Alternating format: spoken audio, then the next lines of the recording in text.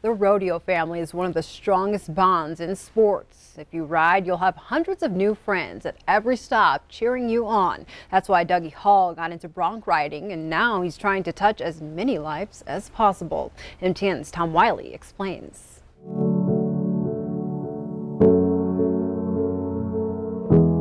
The horse holds an important place in Blackfeet culture.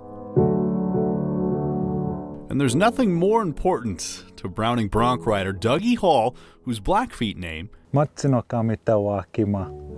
means crazy after horses. I've been around horses my whole life. Growing up when I was small, my dad and uncle had an Indian relay team.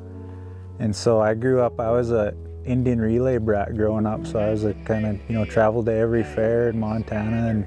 And it's been a labor of love ever since. Dougie took up bronc riding as a teenager, and he's quickly made a name for himself on the Montana circuit with his thrilling rides and his signature dance moves.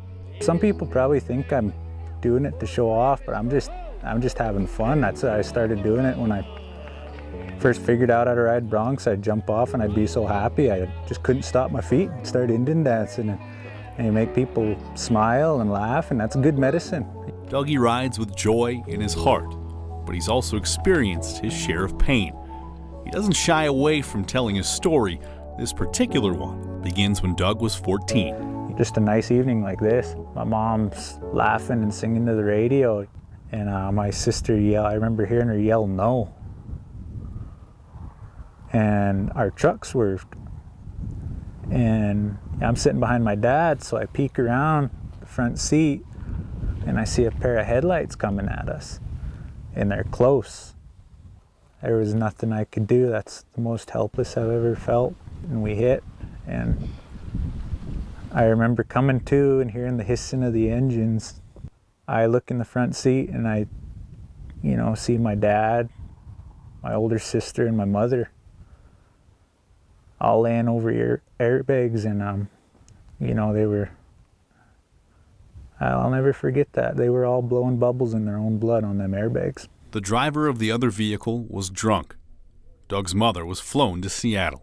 To see her laying in that hospital bed like that, a machine breathing for her, I walked up to her and told her, "Mom, I love you very much, and you're the best mother in the whole world, and thank you for being my mom." And I just kept telling her that I loved her. And I told her, I got stern with her. I raised my voice. I said, "But one thing I'm not going to tell you is goodbye." I kissed her and they pulled the plug. Though his mother's body is gone, her spirit is with him every day at every rodeo and on every ride, including his first PRCA win in Kalispell earlier this season. And I could feel my mom, and she was there.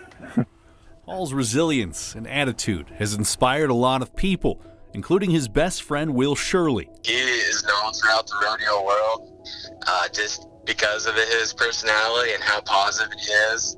For all the negative things that have happened to Doug, and the way he treats people and his positive outlook on life is just kind of nothing short of amazing, really. Shirley nominated Hall for the Rocky Heckman Perseverance Character and Hope Award, named for the late rodeo advocate and Montana legend. And they surprised Hall with a new belt buckle at the Big Sky Pro Rodeo Roundup. It left me speechless because, Rocky has done a lot for rodeo. He did a lot for his kids in high school rodeo, One of the biggest honors I've ever gotten. Doug's legacy will live in how he treats people, and that's worth more than any championship or belt buckle. When somebody smiles or laughs, they seem to put down the baggage, whatever they're carrying.